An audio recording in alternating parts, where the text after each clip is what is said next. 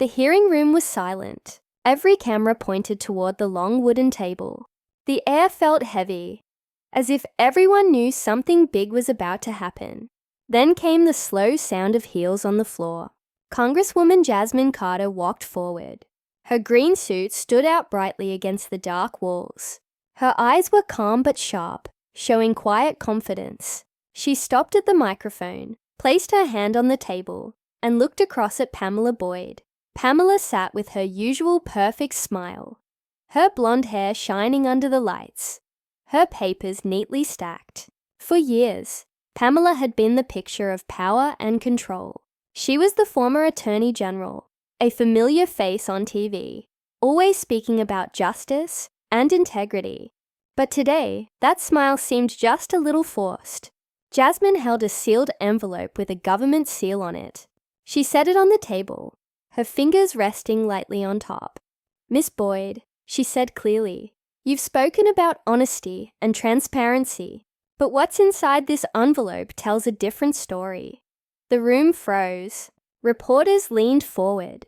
Cameras clicked. Pamela's hand tightened on the table. The confident look in her eyes began to fade. She didn't know what was in that envelope, but she knew it wasn't good. This wasn't going to be a normal hearing. This was about to become a turning point. Pamela Boyd had built her career carefully. She had served 8 years as Florida's first female attorney general. Her speeches always sounded strong. Her clothes, her hair, her tone, all perfect. She had stepped into national politics with ease, appearing on talk shows and earning praise from supporters. People said she could one day run for higher office. She seemed untouchable. But behind the scenes, whispers had begun. There was talk about a massive government contract, worth $500 million, that had gone to a company called Gulfstone Solutions. At first, it looked routine, but then, irregular payments began showing up. Shell companies appeared out of nowhere. Money vanished. That's when Congresswoman Jasmine Carter decided to act. She had been a civil rights attorney before joining Congress. She believed in truth more than politics. She was quiet, calm, and serious. When she spoke, she didn't raise her voice. She just asked the right questions. And now, she was ready to ask the biggest one of her career. The chairman hit the gavel. "This hearing will come to order," he said. Jasmine opened the envelope slowly. The sound of the paper tearing echoed across the room. Inside were printed emails and records. She laid them out neatly. "Miss Boyd," she said, "you have said many times that you have no connection to Gulfstone Solutions. Is that your statement today?" Pamela leaned into the microphone. "Yes, Congresswoman. I've never worked with them or benefited from them in any way." Jasmine nodded calmly. "All right then, let's take a look at this." The first slide appeared on the screen behind her. It was an email from the CEO of Gulfstone to his board of directors. The subject line read, "Special arrangement with our Florida friend." The room murmured. Jasmine looked at Pamela. "Miss Boyd, are you the Florida friend mentioned in this email?" Pamela's attorney whispered to her, but she waved him off. "I have no idea what that means," she said. "Florida has many officials." Jasmine clicked to the next slide.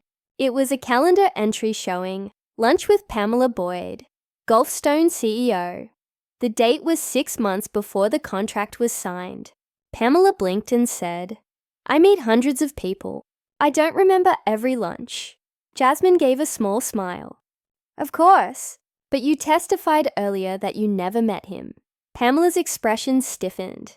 The audience leaned forward. Even members of the committee were starting to pay closer attention. Jasmine continued calmly. "Let's move on." The next slide showed phone records. Multiple calls between Pamela's office and Gulfstone executives. Another showed meeting notes that mentioned AG approval expected. Piece by piece, the pattern began to appear. Pamela's hands trembled slightly as she reached for her water. Jasmine spoke again, her voice still gentle but firm. "Miss Boyd, you've called this investigation a witch hunt, but these records, obtained through official channels, show direct contact between your office and Gulfstone. Do you still say you had no involvement? Pamela tried to smile. These are being taken out of context. I've always served the public with honesty. Cameras flashed. The chairman's gavel came down again. Order, he shouted, but the tension kept growing. Then Jasmine said, let's discuss Blue Harbor Consulting. Pamela blinked. Jasmine lifted another paper. Bank records show that after Gulfstone received the contract, $45 million went to Blue Harbor Consulting. Do you know this company? Pamela shook her head. No, I don't. Jasmine looked up. Interesting, because public business records show Blue Harbor Consulting is owned by your sister, Jennifer Boyd. Gasps filled the room. Reporters began typing frantically. Pamela's face went pale. My sister has her own business, she said quickly. I have nothing to do with it. Jasmine didn't raise her voice.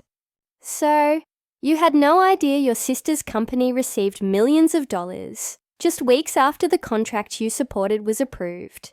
Pamela opened her mouth but didn't answer. The cameras clicked like rain. The chairman hit his gavel again.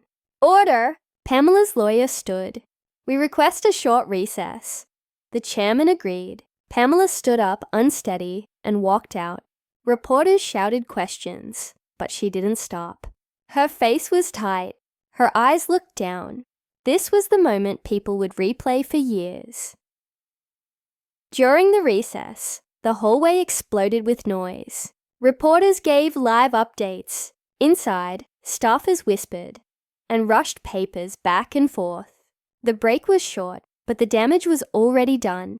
When Pamela returned, her face was freshly powdered, but her confidence was gone. The chairman said, Congresswoman Carter, you have 4 minutes remaining. Jasmine nodded. She stood, calm as ever. The next slide appeared, a chart filled with arrows and account numbers. Jasmine spoke slowly. This is a map of the money trail. It shows how funds moved from Gulfstone to small shell companies, and finally to an offshore trust in the Cayman Islands. Pamela's lawyer whispered. Don't answer. Jasmine asked, Miss Boyd, are you familiar with Seaside Holdings Limited? Pamela leaned forward. On advice of counsel, I declined to answer. The room erupted in whispers. People looked at each other, realizing how serious this was. Jasmine turned toward the committee. After 6 months of investigation, my team traced $42 million from Gulfstone through shell companies to Seaside Holdings. This trust lists Pamela Boyd as the primary beneficiary. Reporters gasped. Flashbulbs lit up the room. Pamela froze. Jasmine continued, her voice clear. Miss Boyd, do you still claim you never benefited from this contract? Pamela's water spilled as her hand shook. Her lawyer whispered urgently, trying to calm her. Jasmine didn't flinch. This isn't about politics, she said softly. This is about what happens when someone sworn to protect the law uses it for themselves. Pamela whispered, You don't understand. There were pressures. Her voice broke. The chairman leaned forward, unsure whether to intervene. Jasmine said, Mr. Chairman, I have one last exhibit. An aide rolled in a large covered board. She pulled off the cloth, revealing a photograph of a beautiful seaside villa. This is a $12 million property purchased by Seaside Holdings 3 months after the contract approval. Miss Boyd has stayed there several times this year. The room gasped. Pamela stared at the picture, tears forming in her eyes.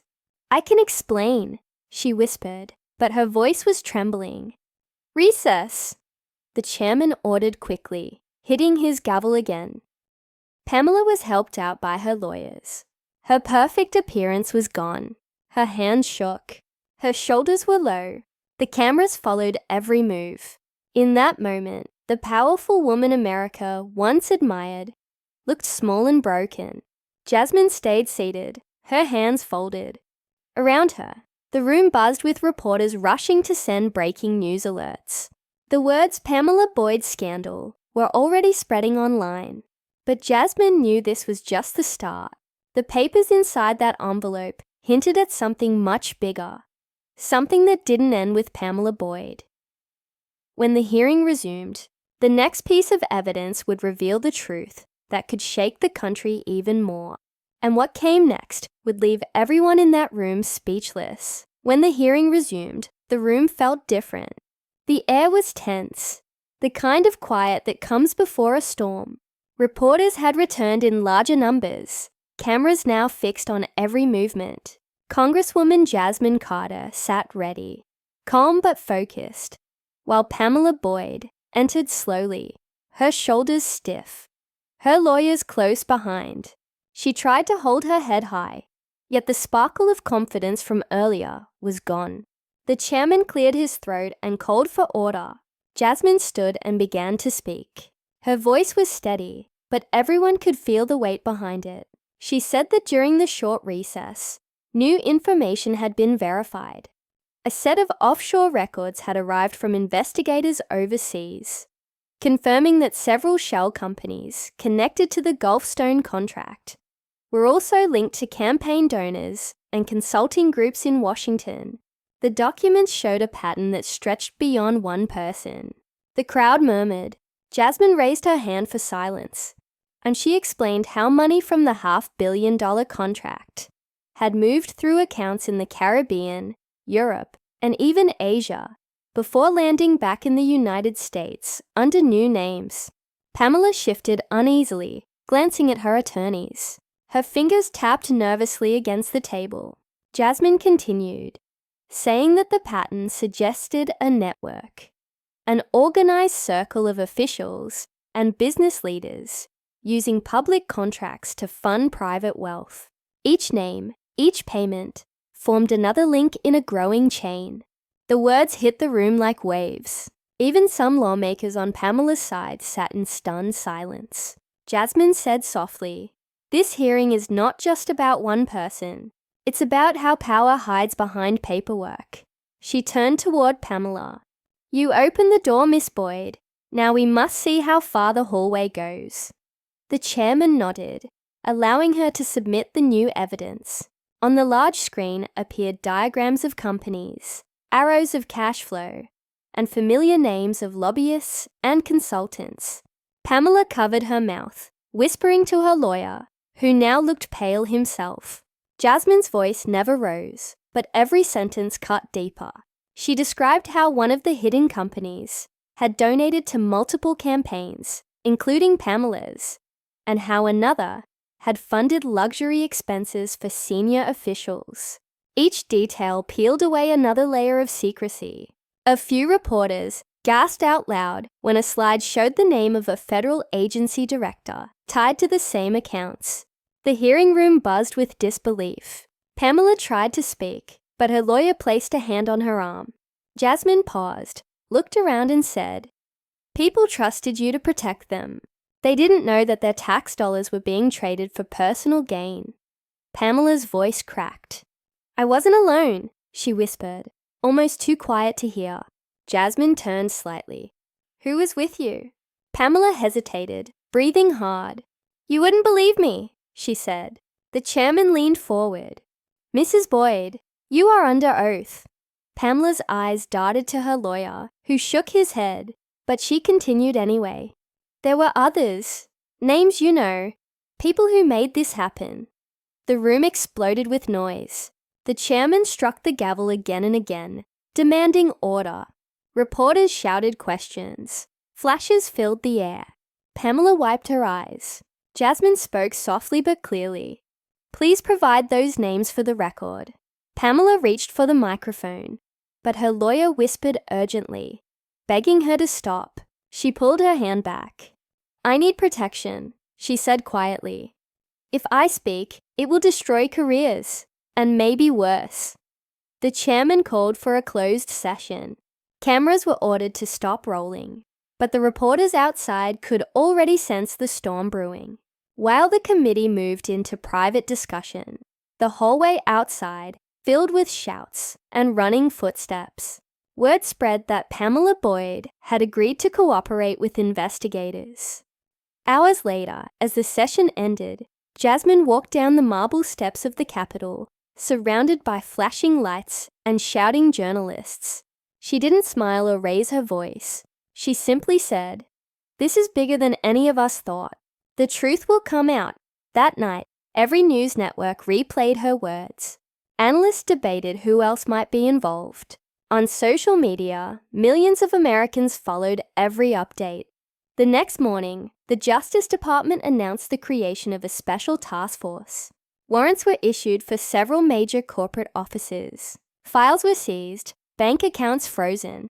It became clear that the $500 million contract had only been one piece of a vast system. In the days that followed, more evidence surfaced. Emails, private messages, hidden recordings. Each piece pointed toward a larger scheme of corruption reaching across states and agencies. Pamela Boyd's cooperation gave investigators a roadmap, and Jasmine Carter became the public face of reform. Talk shows called her the woman who cracked the code. Older Americans who watched the hearings felt a strange mix of anger and relief. Anger at the betrayal, relief that someone had finally stood up. Jasmine gave interviews, always careful with her words. She said, "We didn't win anything yet. Cleaning corruption is not a headline. It's a duty." As the investigation widened, some of the most powerful names in politics began to appear in reports. Rumors of secret meetings and shadow funds spread quickly. Yet Jasmine stayed focused on facts. Every evening, she reviewed new evidence with her team, working late into the night. One night, she received a sealed envelope marked confidential.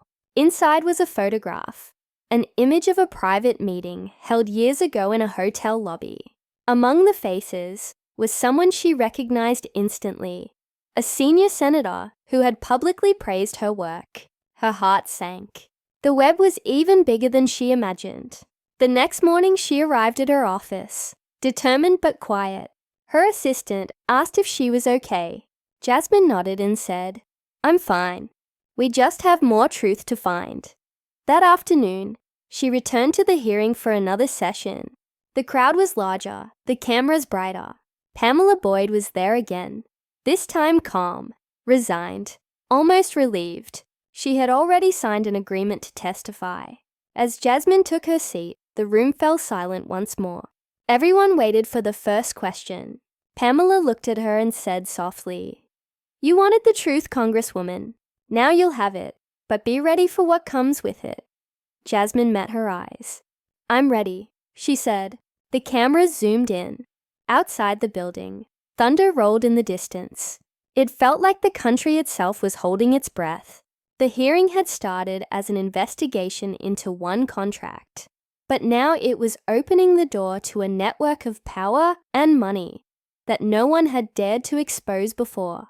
As flashes lit up the room once again, Jasmine thought to herself that this was only the middle of the story. The hardest part was still ahead. As the next hearing opened, the country was glued to their screens.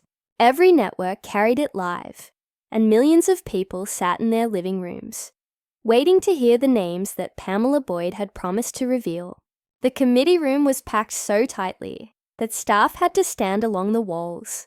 Outside, protesters held signs that read, "Tell the truth," and "Justice for the people." Inside, Jasmine Carter sat straight-backed, her notes laid out neatly in front of her. She looked tired but steady. The last few weeks had been long and heavy. Each day brought new files, new lies uncovered, and new threats to her safety. Yet she had never thought about stopping. The chairman struck the gavel. "This hearing will now continue." All eyes turned to Pamela, who took a deep breath and leaned toward the microphone. Her voice was soft, almost breaking. "I never wanted it to go this far," she began. "But the truth needs to be told." She named names, corporate executives, consultants, and even a senior senator who had helped push the Gulfstone deal through. Gasps rippled through the room. Jasmine's face stayed calm, though her heart beat fast. She had suspected it, but hearing it out loud made the scale of it real. Pamela explained how the senator's office had coordinated with business leaders to funnel campaign donations and cover up the transfer of funds. Each word landed like a hammer blow. The documents shown on the screen backed up every statement. Bank records, emails, signed memos, they were all there. The web of corruption was finally visible. Reporters scribbled notes at lightning speed. The chairman thanked Pamela for her cooperation and asked Jasmine to continue the questioning. Jasmine leaned forward and asked, "Why did you decide to tell us now?" Pamela looked down, tears glistening. "Because I couldn't sleep anymore," she said. "Because every lie added another stone to the wall around me, and I couldn't breathe." The room was silent. Even those who had once defended her lowered their eyes. Jasmine nodded slowly. "The truth has a cost," she said gently, "but silence costs more." She turned back to the committee. "This is not the end. The documents we have show that this network reached into multiple agencies, and we must trace every dollar until it's accounted for." The hearing stretched on for hours. Outside, the media called it the most important political reckoning in decades. By sunset, federal agents had already begun serving warrants to several officers mentioned in Pamela's testimony. That night, the city of Washington didn't sleep. Helicopters circled the skyline. News vans crowded the streets. And everywhere, people whispered about the storm that had finally broken. In her office, Jasmine sat alone by the window, the glow of the city reflecting off the glass. Her phone rang constantly with interview requests, but she ignored them. Instead, she thought about the whistleblower who had first come forward, the quiet accountant who had risked everything to tell the truth. She decided that the first person she would thank when this was over would be him. The next morning, Jasmine walked up the Capitol steps once again, but this time the crowd cheered. Some waved flags. Others simply held up signs that read, "Thank you." She smiled slightly, but stayed humble, knowing the fight was not over. Inside, she met with the task force to review the latest findings. The evidence now showed not just fraud, but a complete system of pay-to-play politics that had lasted for years. The numbers were staggering. When the agents finished their presentation, Jasmine said quietly, "Then we fix it. All of it." Over the following months, arrests were made. Trials began. Pamela Boyd pleaded guilty and agreed to testify in several cases.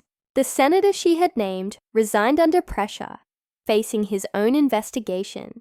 One by one, the pillars of corruption began to fall. The country watched, stunned, as accountability slowly returned to government.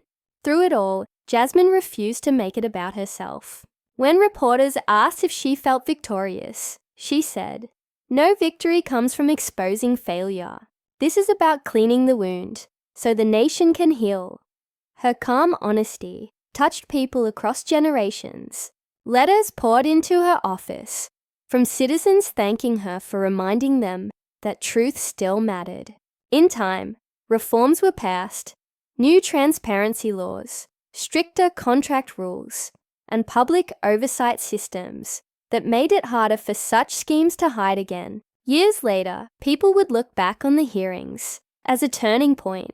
For Jasmine, it was never about fame or power. It was about responsibility.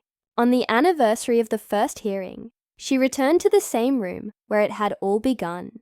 The cameras were gone now, the seats empty. She walked to the witness table and rested her hand on the polished wood. She remembered Pamela's trembling voice, the flash of cameras, the long nights of research. So much had changed, yet one truth stayed clear in her heart, that honesty, once spoken, has a life of its own. It travels, it grows, and it gives people hope. She smiled faintly and whispered to herself, "We did it. We brought the light back." Outside, the sun broke through the clouds, casting warm gold through the windows. The story that had started with one envelope had become a lesson for an entire nation. And though the fight against corruption would never truly end, Jasmine Carter had shown that courage and truth could still win.